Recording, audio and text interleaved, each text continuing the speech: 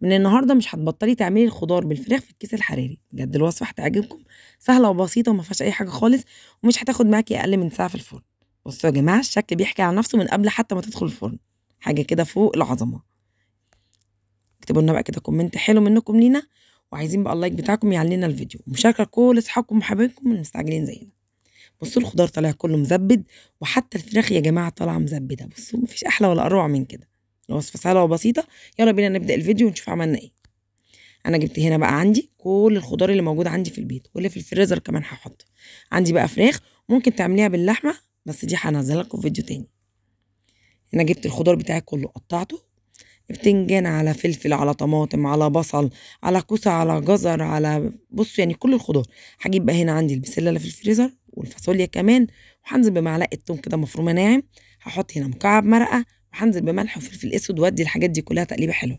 الوصفه دي يا جماعه حلوه قوي للناس كمان اللي بتعمل دايت، الناس اللي مش بتاكل بدهون. وكمان عصره ليمونه ما تنسوش بتدي تيست عالي قوي في الوصفه دي.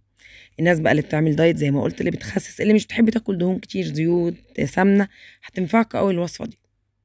جبت بقى الكيس الحراري. عايزه اقول لكم الكيس دوت احجام، ده كيس صغير اخد معايا الفرخه على فكره اقل من كيلو، دي صغيره جدا.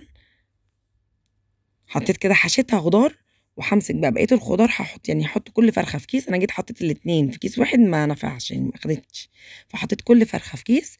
وهاخد بقى الخضار الحلو ده كله كده، وانزل بقى في الكيس كده، اوزعه على الكيستين، واخليهم بقى ايه كده كلهم كده في وسط بعض. زي ما انتم شايفين بقى التتبيله مع الخضار مع الفراخ، حاجه كده عظمه. هقفل الكيس بتاعي، وهو بيبقى ليه كده مكبس دوت مخصوص بتاعه، مش هيتقفل باي حاجه الا دوت بس. هقفله، وهاجي بقى عند طرف من الكيس هديله كده قصه صغيره عشان يطلع الهواء بتاعه والخضار بتاعي يستوي. جبت بقى صينيه عندي، حطيت فيها بقى الخضار بتاعي كده في الكيس الحراريه، والفرن بتاعي كان شغال على اعلى درجه حراره.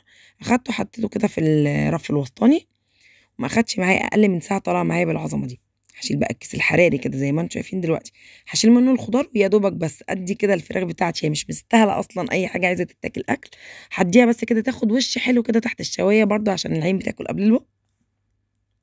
هتطلع بقى معايا بالعظمه دي، والف هلا على عيونكم. نفسي تجربوا الوصفه دي، بجد الوصفه حلوه، وبجد الوصفه دي هتنفع كل الناس. هي حلوه اللي بيعمل دايت زي ما قلت، واللي بيحب من غير دهون، والسليم، ولكل حد. الوصفه صحيه جدا، الوصفه جميله، طعمها حلو، بجد هتستفادوا منها. واعملوا مشاركه لكل حبايبكم. يا رب الفيديو يكون عجبكم واكون افدتكم. كنت معاكم رشا السيد، اشوفكم في فيديو جديد، والسلام عليكم ورحمه الله وبركاته.